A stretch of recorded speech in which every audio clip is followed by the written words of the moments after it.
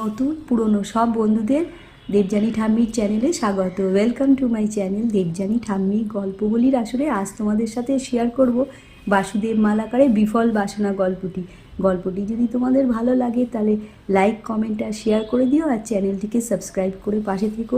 চলো শুনি গল্পটি। আমাদের বন্ধু বিল্লকে বোঝাতে আমরা শুধু পায়ে ধরতে বাকি ছিলাম। কত করে বোঝালাম, একটা ওরকম অনুচিত অযোগ্য কাল্পনিক সম্পর্ক থেকে বেরিয়ে যায়, তো সে শুনলই না। সারাটা জীবন সে ওই লাবণীর সঙ্গে একটা কাল্পনিক সম্পর্কেই থেকে গেল।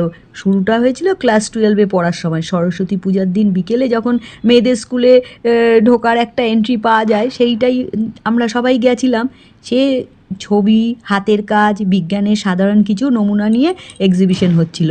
অক্সিজেনের অভাবে কিভাবে আগুন নিভে যায় এমন একটা এক্সিবিটরের সামনে এসে বিল্ল সেই যে আঠার মতো সেটে গেল। টেবিলে ওপারে ছিল লাবণী, সেই থেকে সমস্ত মেয়েদের থেকে চোখ ফিরিয়ে নিল বিল্ল। আমরা পাশ ঠাস করে বেরিয়ে গেলাম। সেই লাবণীর সঙ্গে কাল্পনিক সম্পর্কেই ডুবে রইল। কেন বলছি কাল্পনিক? একদিন সে প্রপোজও করেছিল লাবণীকে। লাবণী বলল, কি করে বললে ওরম একজন টিনের ঘরের বেকার ছেলের সঙ্গে প্রেম? ছ্যাঃ। কোথাও দেখা হলেও লাবণী কিন্তু মুখ ঘুরিয়ে নিত।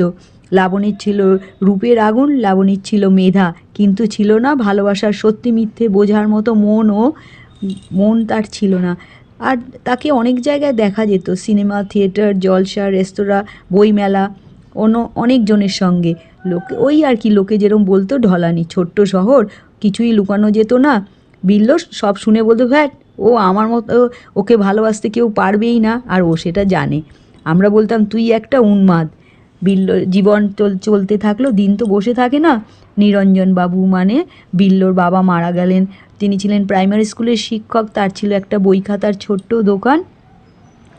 আমরা চাকরি বাকরিতে ঢুকে গেল, বিল্ল সেই দোকানটাকেই অল্প একটু একটু করে বড় করেছে। সেখানে একটা ছেলেকে রেখেছে, আর সেখানে একটা ফটোকপির মেশিন সহ সাইবার ক্যাফেও খুলেছে। ওইটাই একমাত্র তার আশ্রয়।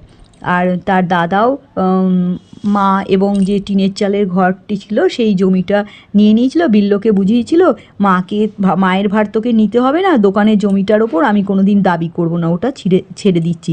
বিল্ল সবেতেই সহজে রাজি হয়ে যায়। দোকানের পেছনেই সে তার দিন কাটাতে লাগলো, ছোট্ট ঘরের মধ্যে। তার সমস্ত অস্তিত্ব জুড়ে ছিল সেই অলীক ঐশ্বর্য নিয়ে। লাবণী বসবাস করত তার সঙ্গে। গাছতলায় তার ছিল রাজপ্রাসাদ, সম্পূর্ণ কল্পনার জগৎ। বয়স বাড়ল, লাবণীও এখন আর যুবতী নেই। তার বাবা ভুবন পাল পক্ষাঘাতে দীর্ঘদিন শয্যাশায়ী। সঞ্চিত অর্থ সব জলের মতো বেরিয়ে গেছে, সেই সঙ্গে তাদের ব্যবসাও ডুবেছে। লাবণীর চেহারা মলিন হয়েছে, আর তার চারপাশে সেই পতঙ্গের দল নেই। ভিন্ন রাজ্যের এক ডাক্তারবাবুকে ইমেল করে এক গাদা প্রেসক্রিপশন পাঠাবে বলে বিল্ল সাইবার ক্যাফেতে এসেছিল লাবণী। বিল্ল জিজ্ঞেস করলো, এইগুলো কার? লাবণী বলল, কার আবার, আমার। বিল্ল জিজ্ঞেস করে, কী অসুখ হয়েছে? শুনে কি লাভ, আর বলবোই বা কেন? না বলতে চাইলে থাক। লাবণী ম্লান হেসে বলে, কি করবে শুনে? এ অনেক টাকার ধাক্কা, তুমি দেবে? নাছোড়বান্দা বিল্ল জানতে চায়, কত টাকা? হাসপাতাল বলেছে 1,10,000 খরচ করতে পারলে বাঁচার আশা আছে। বিল্ল সিদ্ধান্ত নিয়েছে দোকানটা বিক্রি করে দেবে। কথাবার্তা অনেক দূরে গিয়েছে। আমরা বললাম, যে তোকে ভালোই বাসলো না সারা জীবন, তার জন্য তুই নিজের একমাত্র এই দোকানের আশ্রয়টাও হারাবি? একদম বিক্রি করতে দেবো না। উন্মাদনাটা তার আরও বেড়ে গেল। বলল, কে বললো ভালোবাসে না? আমার ভালোবাসা ইগনোর করা অত সহজই না। আগামী বুধবার দোকান বিক্রির কথাবার্তা পাকা। মার্কেট হবে ওইখানে। শেষবারের মতো বসে তার দোকানে আড্ডা দিচ্ছি। বিল্ল চা বলেছে। দোকানের ছেলে রজত চা নিয়ে এসে ঢুকে বিল্লকে বলল, বিলুদা, চায়ের দোকানে শুনে এলাম, সেদিন যে শালবাগানের ভুবন পালের মেয়ে আমাদের দোকানে এসেছিল না, যার প্রেসক্রিপশন ইমেল করলাম, একটু আগে সে ভাসান পুকুরে ডুবে মারা গেছে। বিল্ল লাফ দিয়ে উঠে বলল, কি বলছিস, নেশা করেছিস নাকি? আরেক বন্ধু পলাশ বিল্লকে শক্ত করে জড়িয়ে ধরল। বিল্লই ঠিক ছিল, আমরাই ভুল। আমরা লাবণীকে চিনতে পারিনি।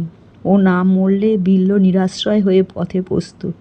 ভালো না বাসলে কি কেউ ইমেলের উত্তরে অপেক্ষা না করেই নিজে মরে অন্যকে বাঁচায়?